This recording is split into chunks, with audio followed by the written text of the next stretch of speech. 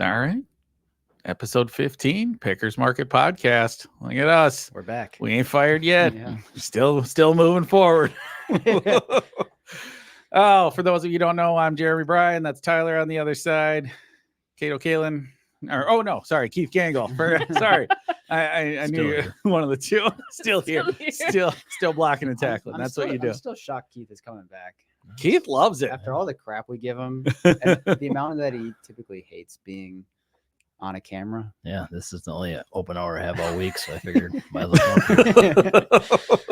And we've got Lisa in the house again as well. Thanks for tuning in with us, knuckleheads. There it is. Oh no, Keith is getting jealous again. Stop that, Tyler. It's enough of that. So hey, Lisa, you guys were giving me crap the other week about not using this soundboard enough. So you got crap for not using it on Keith. Yeah, that was. That's the only thing you've gotten guff for is the fact that he never got applause. I'll start using it more. Every time we introduce you, Keith, I'll give you applause. I still think he needs the wah. That version would probably be better. Lisa, yeah, you were out for a while. I was. You were gone for a bit. Yep. And now you're back. I am. But we had some visitors from abroad. Is that right? Yeah, we had an Austrian invasion here. My family came over for the first time. Fun fact: Friday is like our 2-year anniversary that we live in the U.S. and in Minnesota. Okay. Nice. And that's the first time somebody visited us from there, so they figured out their plane worked both ways. So my mom and her husband came over, and my grandparents. It was great. It was a little over 2 weeks. Okay. And it was in a 2-bedroom apartment, 3 generations, 6 people. You are a braver person than I am. I was, yeah. There's zero chance I could do that. Oh yeah, it was exhausting, but it was great. So we loved it. We were able to show them our new home. Yeah. So did they like Minnesota? Did did like it a lot? Yes. Nice. Yeah. It was the first time for my mom to be in the U.S. So that was her first experience here. Wow. First time seeing big cars. Okay, that's what. Yeah. So space. What was the oh my gosh moment for the Austrians coming to the U.S.? What stuck out? I think there was a fun moment when they arrived, and Dominic picked them up from the airport. Your husband. Yep. And then they were like driving on the highway, 5 lanes every way, right? And they were like, oh my God, right? And all the cars like trucks in a way. Great appearance then in Austria. And my granddad mentioned to Dominic, why are you not driving a truck yet? Why are we sitting in a Mazda, right? I mean, and he just mentioned it, and he did not know that he got a very sore point. Yeah, next stop dealership. It's like, I don't know either. Ask your granddaughter. So that was like a fun moment. But other than that, I think when they landed into Minneapolis, what you see is like it's so green when you approach it. So it basically looks like you land in the woods. Yeah. That was also the first thing that stood out to us. Gotcha. And it's so green and it's beautiful and so much nature. Even especially in summer. Right. Yeah, right. Winter might have been a little different story. Yeah, right. So like, what is this? Right. So they love that. And yeah, we did a lot of cruises on the river, Wisconsin River and Mississippi. That was great. Love it. So overall, I think it was a great experience for them. We did a lot of outdoor stuff and tried to show them as much as we can. Tried to make it fun for every generation. Right. Yeah. But that's not always easy. But yeah, it was a fun time overall. Love it. I loved it. Love it. So I've got a quick aside. It's going to be, I'll make it as fast as I can make things, which is very long. Boy. So during my time in New York, I spent a little time there in the city. One of the things that my wife and I were always just completely confused by was we would see tourists, and historically they were mostly European tourists. At least we think they were. I guess we didn't really talk to them. They could have been from anywhere. But they would take pictures of the squirrels in like downtown New York. Like we would see them like tracking the squirrels, and we could never, ever figure it out. We were like, Statue of Liberty's right there, Empire State Building. You're taking pictures of the squirrels. Like, what is going on here? So I had to ask Lisa, if you could just give him 5 seconds on your response, that would be. I was like, that's totally correct. I'm the same person. No matter where there is, if there is a cat or squirrels or something like that, I'm like, oh yeah. The squirrel is I tried to get a perfect And if I'm not shot mistaken, your mom wanted to take some home, right? Yes. Like, do you guys not have squirrels? No, we have normal squirrels, like the tree squirrels, but here it's like the ground squirrels or gophers or how you call them. Like basically the same squirrels just on the ground with a shorter tail, like the ground chipmunk, type of things. And we don't have ground squirrels. I did not correct her, just so you know, Leslie, because I just love the name ground squirrels. Ground squirrels, whatever, like the striped little mini squirrel. And my mom and my grandma are like, "Oh my god, how many can we take with us?" They were stunned by that, and I'm like, it's beautiful here. Like, what are you doing? Yeah. I'm just like, yeah. So now that you bring that up, so we were actually just up in International Falls visiting my grandparents last weekend, and there's a resort out on one of the points called Shakeup Resort, and you can buy peanuts in Shakeup to go feed the chipmunks, and you put them in your hand, and there's chipmunks everywhere, and they'll come running up and take them out of your hand. The ground squirrels. Yeah. Okay. That's your next parent. I think that's my next destination to go. International Falls. Here I come. Love it. All right. Well, let's talk some actual finance here. We got to talk about it. Political change, all the other stuff that's going on. We have to discuss it. So for those of you living under several rocks, we had the Republican National Convention that happened. That went off relatively as expected, I think, for the most part. But I would disagree with you. Let me hear. They were a lot more united than I thought they would be. Interesting. The RNC around Trump. In what way? Because I just assumed they would, by the RNC, you rally under your candidate. Well, and I think the weekend prior probably had something to do with it as well. Mm-hmm. But I think they were a lot more unified than I was expecting. Okay. I think you could expect them to rally around Trump, but Trump has his personalities that don't fit a lot of people's favorite type of person. Mm-hmm. So I thought they were even the typical people that don't support Trump on the Republican side were behind him pretty aggressively. The Nikki Haley movie. And like 3 weeks before, she was calling him names, and then all of a sudden she's best friends with them. Like they were a lot more unified than I was expecting them to be. So that would be my take on that. Okay. No, that's fair. I was thinking about the bigger one on the other side. Yeah. And the effect that the candidate did finally drop out. And now we have a new one. So I'm not going to, because that's frankly relatively new, and to try to assess anything about that is a bigger picture to me, is that one, that's an unknown, but I want to take that back even for a certain second, because we talked about as soon as, as Biden post debate was having difficulties and Trump was ascending, if you will, especially in the polls. There was a lot of talk about a Trump trade, right?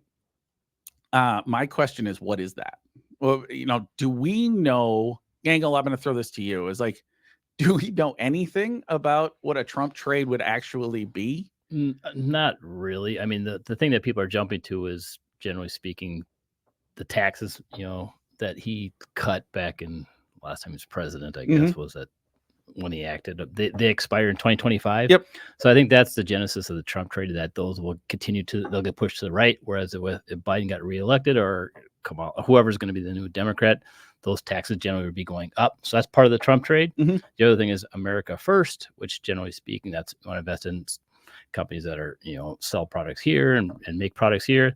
That would be maybe your small cap trade, which is what we've seen. So I think those are the two big things, but those are, I don't know, it's called the Trump trade. And the other thing is interest rates coming down, but I think that's more of a Fed thing. So I think people are getting that a little bit mixed up with the Trump trade. They're throwing that in the same Everything's basket. getting thrown in the same Because soup, on the other hand, people are saying, well, Trump's going to do a tariff, so that's going to be higher. So then interest rates should be going back up. So there's a lot of, current crosswinds going on. So that's why I think the biggest thing would be the tangible would be the tax cuts staying in place. Gotcha. Well, I also think Trump has also mentioned that on top of keeping the current tax code, he may want to try to lower the corporate tax rate even further too. So I think that's also part of the Trump trade, is that in 2017, all of a sudden the tax cuts went in and you saw the market just go rip. Mhm. I think that's the Trump trade, is that if he can go from or move the corporate tax rate even lower than it currently is, you're going to see something like that again. Gotcha.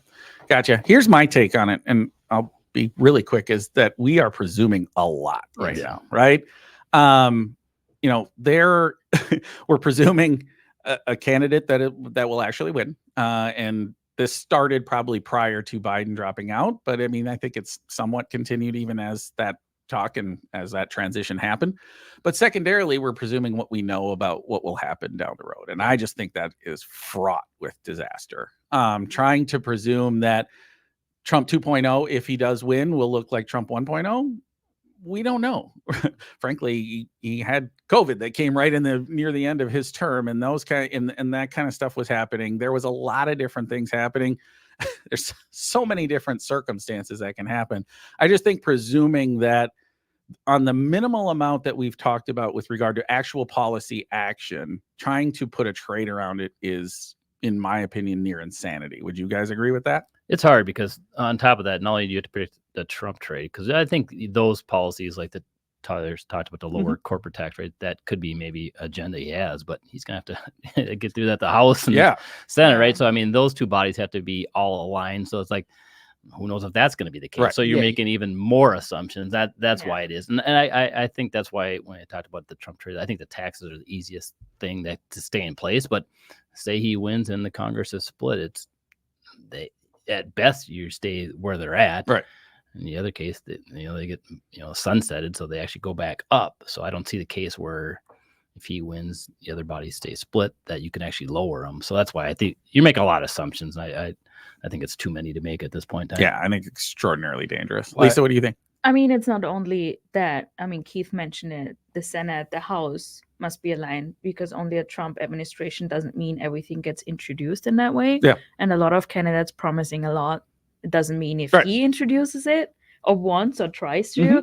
And I mean, I think it kind of completely loses focus of business fundamentals, the whole economy. It's just that. But okay, what companies actually benefit from it, and what are the fundamentals of that company? And I mean, it's so many uncertainties. It's like doesn't make any sense. It's to tough. me. Well, you can also take the other side of the Trump trade right now too, on his rhetoric around tariffs on China. Semiconductors have not been a good industry, I guess you could say, to hold in your portfolio right now. For the last So the Trump trade hasn't only been this great thing for the market. There's certain pockets of the market, as Lisa just mentioned, the fundamentals of these companies are still great. Right. But then you have this Trump trade that we're presuming Trump wins, and all of a sudden these stocks are selling off. So it goes both ways. Yeah, I just think the presumption in and of itself is extraordinarily difficult. I wouldn't suggest doing it. The other one you mentioned quickly on the small cap rotation, man, you really kind of got to know what you own in there, right? I get it from a sentiment perspective, right? The U.S. first, as you talked about, small caps tend to be much more U.S. centric.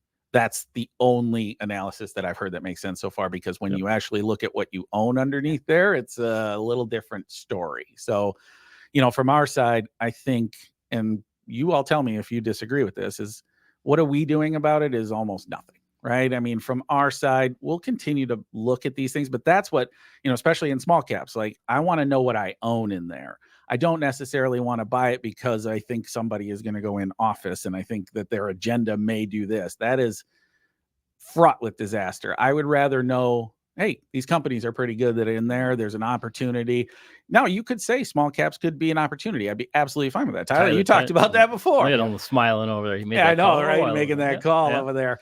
I think that's absolutely fine in saying valuations have gotten too far apart and the companies within there are going to do this, this, and this. That's absolutely fine to take that stance. But to do it on a political basis, I think it's just... Yeah, my call was not based on... Exactly right. My call was not based on Trump or... And the valuation. And when you start digging into those are companies I've been looking at hard as well, trying to add a couple different names. Look at Russell. The Russell 2000, a third of those companies don't even have earnings. So think about that, right? So it's like, they're cheaper, but a third of them don't even have earnings. So it's like, you have to be careful what you're selecting. But I think what's going on right now is part of it, whether it's a Trump trade or interest rates coming down. I mean, interest rates coming down generally are good for small caps as well. So it's hard to disentangle what's causing the small cap rotation going. And it was pretty aggressive. It was up 12% in like 5 days, and it's continued to work here the last few days as well. So it is working, but we don't know what's driving it. But then you start. I think a lot of it's ETF buying personally. I think you're absolutely so right. I think there's like, give me a small cap, give me the Russell. Okay, I'm buying it. I'm not in it. It's carrying everything up. And it's like, at some point in time, we're in earnings season right now. Just so you know, when earnings report and you own a couple of these small cap names that have bad reports, that don't have any earnings or don't have any support, look out below, because they'll be down. They went up 50% in a matter of a couple of weeks. They could go down. They can go down just as fast. Yeah. I mean, that's the thing about small, a third that don't have any earnings at all, that have negative earnings, and then a very large contingent on the value side of small banks, right? Put those two together, is that really the cocktail you want to have? Maybe it is, but you better know that what risk you're taking as a result of making that small cap rotation. And especially, like, could momentum just work in your favor? Absolutely. I think you're right. I think that's what people are doing. They're just buying ETFs and saying momentum is favoring small caps. I'm going there right now. As you discern between those companies, if you're buying a few of those individuals, just be careful. Just be careful. That's the big sentiment. Mm-hmm. Yeah. All right, I'm going to move on. Hot button number 2. So we're going to do 2 hot buttons here. It's a big week. It's a big week here on the Pickers Market. The airline debacle and the CrowdStrike Microsoft. I'm going to start with a personal story here. This ought to be good. Yeah. I'm going to try. You got the beep button ready over there. So I was caught up in the whole debacle on the airlines, in the effect of, I flew down to Austin to pick up my kid on Saturday. So a day after the CrowdStrike disaster that canceled a bunch of flights. I got down there just fine. A young child, right? So it's not 10-year-old. Yeah. So with the grandparents, so we flew down to pick her up. On the way back, not so good. So we had a 3:40 flight. They delayed for 6 hours and then canceled. So Jeremy, the next day, because I'm an impatient person, decided to drive from Austin, Texas to Minneapolis, which was not a pleasure. Lisa, how far do you think that is, since you're new to the country? The European mind cannot comprehend this. I was like, I don't know if you even can drive 16 hours in Europe without kind of going off the map, right into the ocean. It was interesting. I would say, honestly, if you want my honest opinion, the Saturday in the airport was significantly worse than the Sunday on the road. Saturday in the airport, of them saying, yeah, you're going to get on, you're going to get on, you're going to get on. Oh, sorry. No, we're not. And now 180 people at 9:30 at night try to figure out where they're going to go. That was the harder part. So my question, let's start with the airlines first. Delta stock, not terrible since it's happened, right? How are they what is the reason they're holding up right now, considering when we had Southwest had their issues, they got smashed and they got fined afterwards, and people decided, I don't like Southwest, I'm going to try a different airline. Don't you think the same correlation applies now for Delta? Investigations are starting on Delta. So I think it's a matter of time until... So the fines, at least. The fines will start rolling in at some point, because it's been a colossal failure on their part. Yeah. Not because of them, but obviously they need to do something different. Yeah, the stock. That's what's that's your question on the stock. That's what surprises me, that the stock's hung in there so well. Where Southwest has almost had this pretty similar situation. And the stock just got pounded. Yeah. So it's like, why isn't it happening with Delta? And it still hasn't recovered, right? Southwest still hasn't recovered. Really back. And Delta is just like, okay. The other day the stock was positive when I thought, this is like headline after headline, delays after delays, and it's like, okay, that's going to impact them. They have to reimburse their customer base, so it's lower revenues. They have to take down numbers, so their multiple goes higher. It's like, that should be impacting them, but people are looking through it. I don't know if it's because demand is so strong, because they reported their recent quarter and it wasn't that great either, but they said demand is exceptionally strong. Only problem that they have is got too much capacity in the industry. I mean, not just their own, but other stuff. So that's keeping prices down a little bit. So maybe that capacity is going to come back out and demand remains strong and people are going to pay up for their airline tickets. But you would think that the stock itself would have gone down a little bit more, which does surprise me. I don't really have a good answer for you. Yeah. I would say because Southwest is more of a low cost and you know what you're getting with Delta. So your Delta customers are still going to remain loyal. Whereas Southwest, your customers like, this was crap. I'm going to go try someone else. I don't know. I don't know. I could see that being a thesis. I don't know if I buy the thesis. Just simply, man, you treat me like you just treated me. I'm at least going to look at alternative. Now we're a hub, so it's a little bit more challenging for us because we're right in the Delta's backyard, basically. But for somebody like that, like there was another group with us that were going to the Boundary Waters for the first time, and their trip got canceled. I think they're going to blame Delta. Yeah. I got a feeling. And that's going to stick in their head about the next trip they want to take, about who they're going to take. So I don't know. I just don't know why it's been so Teflon. Just to add on to Tyler's, I didn't tell you that this morning, but last night I did book a flight for next January on Delta. On Delta? which I've been watching because we already had our place booked, so I was just waiting for airfare. I've been watching it later for like 6 months on airfare, these different watches. Prices don't go down. This was the average price would be. I still end up paying above average prices, and part of it is my wife's getting nervous. I'm getting closer, blah blah blah. You better book. But of course, I had a couple different airlines we looked, but Minneapolis hub here is Delta, right? So it's just easier. It's hard It's hard not to use them. Yeah. And again, there was cheaper options, but I ended up going with them just because there was more outs on a case. We had to change flights or something like that on time things. Okay. So unfortunately, I caved. Disproves my thesis. Yep, I caved. Well, so going back to the stock, I think it was Monday. Delta said that 50% of their flights were either delayed or canceled. It's like 4,500 at one time, I think. So what I almost wonder is happening is people are just waiting to see what the estimated cost is going to be. So they took it down. I think it's down 7% now, something like that total. So maybe they're taking it down 7% and assuming right now that's the calculated loss that they're going to take. And then they can make up ground the rest of the quarter because they just recently reported. Yep. So maybe they can make up that ground through the remaining part of the quarter because the capacity for them going into this weekend was 90% full, right? Which obviously trying to get capacity onto those flights is a little challenging. But I think maybe that's the thought process right now is that, yes, there's going to be some financial burden for them, but they can make that up with the amount of capacity that they or how full they are. Yeah. They're able to make that up the remainder of the quarter to offset what they happened this weekend. That's kind of what I'm thinking because they are such a quality carrier that people are going to stick with them regardless. And yes, there will be some financial impact, but if you think about it from a full quarter impact, it's not going to be as dramatic. Gotcha. I don't know.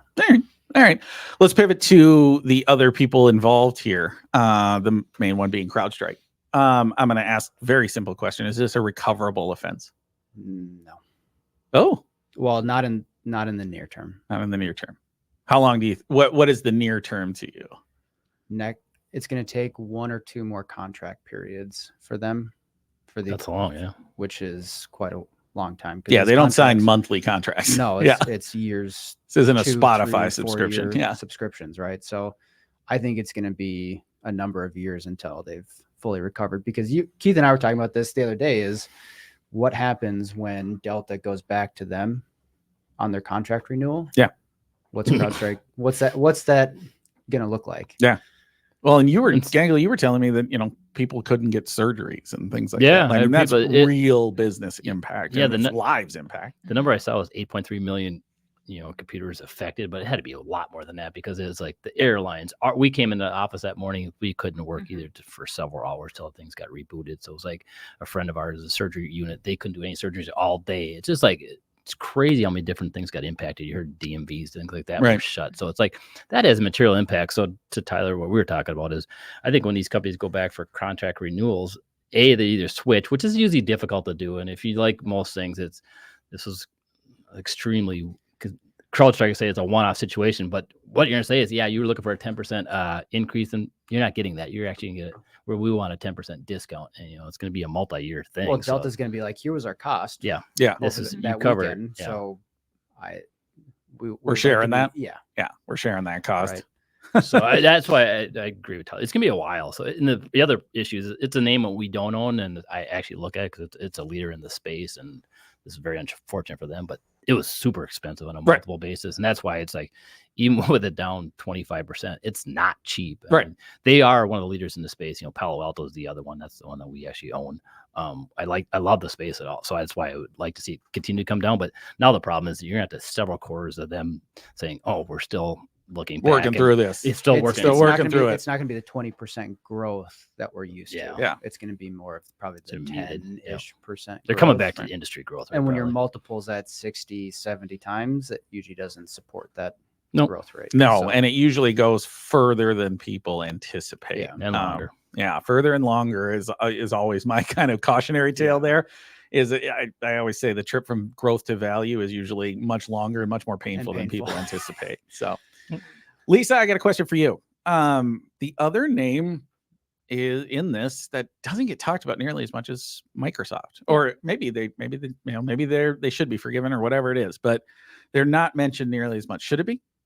I mean, yeah. I mean, they are like down around 1% over the week, while CrowdStrike is down like 27%. So they kind of got out really well of this. Yeah, it's a good time to be a Apple user, I think. But is that maybe the reason why? Is that what are you going to do? It's Microsoft. Yeah. Is that the answer? Well, years ago, if you back up, they were, you know, this you getting technical, but basically when the kernel of the computer, that's at the core of the computer, basically Microsoft had all control of that, and they didn't give anybody control to that. And the security guys pushed to get into the kernel per se, which can basically give you the blue screen of death. So that's what CrowdStrike and these other guys have got into the kernel for many, many years, and now they just put patches in there. And so it's really wasn't Microsoft's fault. It was they were forced by regulators to actually basically open up to these other guys. So that's why I don't think Microsoft's at fault. Yeah. Okay. Because they were years ago, right? They were forced to open up. You told us to do this. You told us to do this. This is what we told you would happen. This is what could happen. And it's obviously, I think it's benefited a lot of people by them, you know, opening up that kernel, not just to be, otherwise everybody would be all pure Microsoft. But do you think that forces people to switch out of Microsoft? Just in general, more towards like an Apple? I don't think. I mean, I don't think so. I don't. Ooh, that's hard. That's tough. Trying to get, because Apple's so I different, can't think enterprise wise. I can't think of anybody who has a more difficult switching proposition than Microsoft. I really can't. Maybe Apple with the consumer, with me and Gangl, you and all that stuff. Enterprise, right? But in the enterprise, where are you going? Where are you going? Yeah, it is support that as well. It is extraordinarily hard. So, I mean, why they, you know, maybe they're not at fault. It just surprises me that, you know, given that those were the systems that actually failed, if you will. Yeah. Now, the reason why was probably not their fault, but I think that that's probably the bigger thing from the stock is why that hasn't reacted is what are you going to do? Yeah. So good. All right. I think but actually, one note on that though. Yeah. So I was in the airport on Friday, and when people were talking about the issue, all people knew is that it was a Microsoft issue. Okay. That's all I heard. Yeah. Like one of the guys on the plane next to me was talking to some gal, and she was like, "Oh, do you know what the issue was? Why all the screens were blue? Oh, Microsoft was down." And I thought about leaning in and being like, "Well, it's not actually Microsoft." Well, they didn't allow him in the kernel. Could you imagine that on a flight? And I was like, I'm not snooze guy in here. Yeah. The guy I was goes, like, I'm not going to my try drinks. and be that guy. So I was like, I'm just going to leave it. But everybody in the airport was saying, that's all anybody thought it was Microsoft. No one knew it was a CrowdStrike. But that was just from a consumer standpoint. Yeah. But that is what makes me wondering why Microsoft did not get pounded even more. Yeah. Because the market not always cares about whose fault it is. I think the investor base is knew probably more so because it was headline right away. It was CrowdStrike, right? You know, that was the problem. So that at least from the investor side. Yeah, I would agree. What happened to business contingency plans, by the way? This is me going back to my soapbox, but seriously, like where did that, like everything shut down? Do we have contingency plans for this kind of stuff, or are we just gonna have to deal with the fact that we're gonna have massive disruptions anytime we have one, especially a company like that, right? Microsoft has an issue and the world shuts down. Mm-hmm. That sounds like a problem to me. Yeah, that's where some people are really mad at CrowdStrike that they didn't roll out this. Normally, when you do these big changes, especially at the kernel level, you roll things out in smaller groups. They didn't do it. They just went all in. They just assumed it was going to work, and it didn't. Gotcha. Surprised, wouldn't you do it on a closed network at your own facility and make sure it works? You would. They probably know. just like anything. You probably tested a bunch at first, and then you got comfortable with your process, and then something went wrong. Something slipped in there. That's what happened. Blue But screen of death. I mean, it was the biggest IT issue ever, and I think it showed how interconnected everything is. I mean, everybody knows, but nobody really thinks of it on a daily basis, and that was not intentional. That was not with a bad thought in mind. That just happened. Just think if it was actually a security hack, right? I was going to say, if it was malicious. Just think what can happen and what is possible if it's really intentional. It's my like wife, when I told her that it was CrowdStrike and CrowdStrike's security, IT security, she was like, do we really want to fly? Right. I think that goes through a lot of people's heads. Like, regardless if it's just a rollout or not, most people don't look at financial news or even know what CrowdStrike is. And all of a sudden you're getting onto a plane, your mind kind of goes places. You don't want you don't want the controls to have the blue screen of death, probably, it's like, right? Can the planes even fly? Do they use Microsoft? I don't know. Yeah. What are we going back to the old school of the pilots are just winging it? I don't know. Dominic stick does. their head out the window. I don't know. But anyways. Interesting thought, like the GPS system, which like the whole world kind of uses still, is also not as safe anymore, or not as, I mean, there were like situations where that got hacked already, and there were troubles like in some areas of this world, more like in war zones, where they kind of tried to get into the GPS system and kind of get planes off the radar or kind of change it, that they were like a little bit confused where they are actually. So I think it's Garmin's radars, right? Those are ironclad. The GPS system. It's interesting. That's not Garmin positioning systems. No. But it's interesting how I mean it, and I wonder what businesses are going to do as a result. If this is just like, one off, I'm not going to do anything, or if they're like, man, this really showed us some holes in the system to where we have to think about some type of activity to make sure that this doesn't happen again. Usually the biggest issue is you correct the problem that happened in the past and you forget about the new problem that's coming forward. That always happens. But I wonder if this does cause them to at least evaluate and adjust as a result. Well, I also, it from a like IT perspective, is there anything that they can do differently? Yeah, I don't know. Right? Like if something forces your computer to shut off and you get this blue screen of death, like there really isn't a contingency that you can have outside of making sure that CrowdStrike or whatever IT service company you're using does a better job of their process of doing smaller rollouts, like Keith was saying. Yeah, but that's the funny thing to me is we do these business contingency things, right, about earthquakes and all that stuff.